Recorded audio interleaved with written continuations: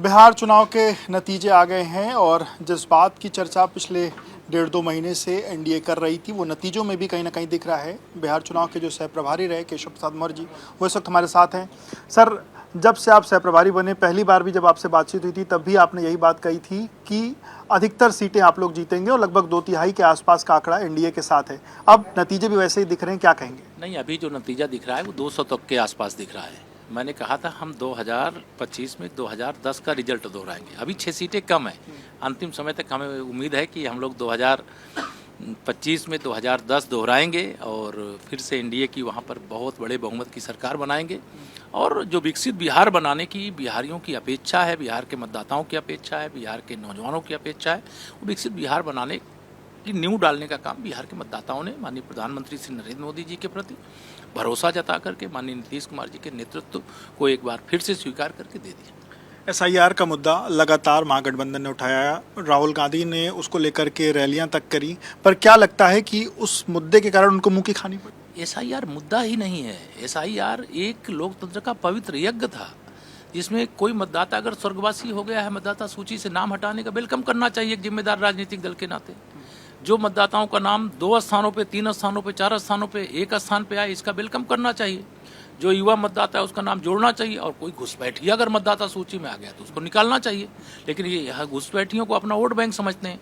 इसीलिए बिहार ने तय किया कि न जंगल राज, न कट्टा राज, न गुंडा राज, न तुष्टीकरण, न भ्रष्टाचार, न घोटाला, न फर्जी पीडीए, इन सब से बाहर आकर के लोगों ने एनडीए को अपना आशीर्वाद दिया है।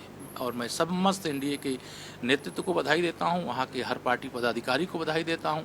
हमारे जो 5 पांडव माननीय प्रधानमंत्री जी के नेतृत्व में जो दिखाई दे रहा था, माननीय प्रधानमंत्री मोदी जी, श्री नीतीश कुमार जी, श्री चिराग पासवान जी, श्री उपेंद्र कुशवाहा जी, श्री जीतन राम मांझी जी, उनकी ये ऐतिहासिक जीत है।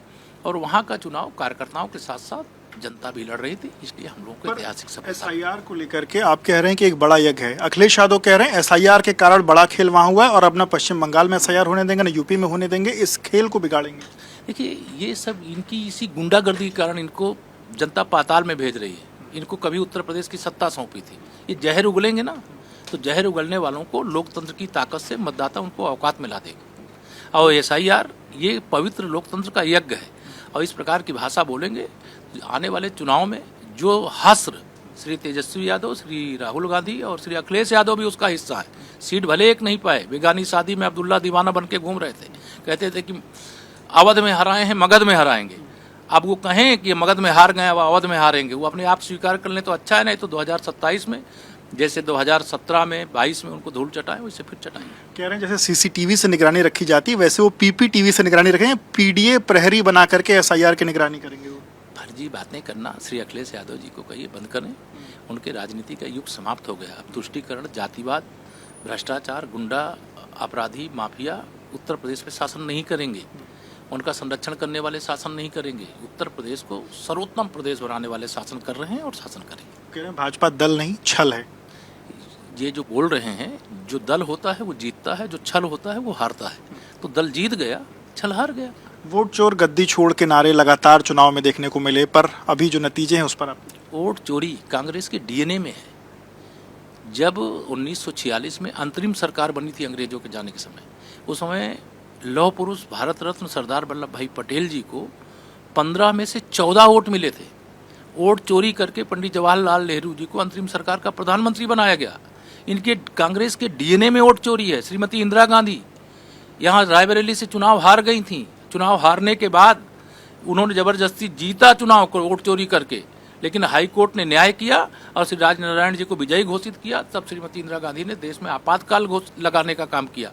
ये वोट चोर, ये हमको कहते हैं वोट चोर। हम वोट चोरी नहीं, हम लोकतंत्र में जनता के दिल को जीतने का काम करते हैं, जनता के जीवन को खुशहाली से भरने का काम करते हैं। ये उसकी जीत है। पर कांग्रेस पार्टी डबल डिजिट का आंकड़ा भी वहां नहीं पार कर पा रही। कांग्रेस मुक्त भारत की ओर बढ़ रहा है। मुक्त होना चाहिए कांग्रेस से, और राष्ट्रीय जनता दल से भी मुक्त बिहार होना चाहिए, समाजवादी पार्टी से मुक्त उत्तर प्रदेश होना चाहिए।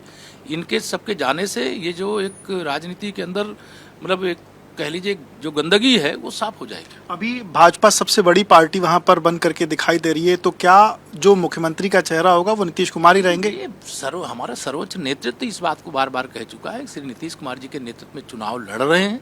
एक औपचारिकता है, विधायक दल की बैठक होगी, इसमें श्री नीतीश कुमार जी नेता चुने जाएंगे और उसके आधार पर मुख्यमंत्री पद की शपथ लेंगे। इसको लेकर कोई भ्रम नहीं है।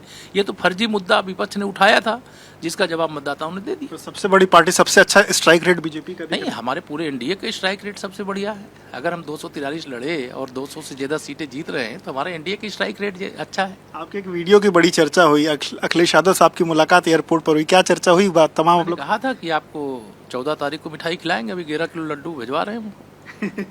2027 का क्या आज, मतलब आज के जो नतीजे 2027 में 2017 दोहराएंगे और फिर से समाजवादी पार्टी का सुपड़ा साफ करेंगे। बहुत बहुत शुक्रिया बात करने के लिए। तो आप कृष्ण प्रसाद मौर्य जी को सुन रहे थे, उन्होंने कहा कि 2027 में 2017 दोहराएंगे और समाजवादी पार्टी का सुपड़ा साफ करेंगे।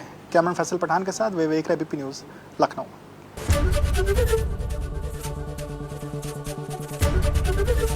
एबीपी गंगा, खबर आपकी, जुबान आपकी।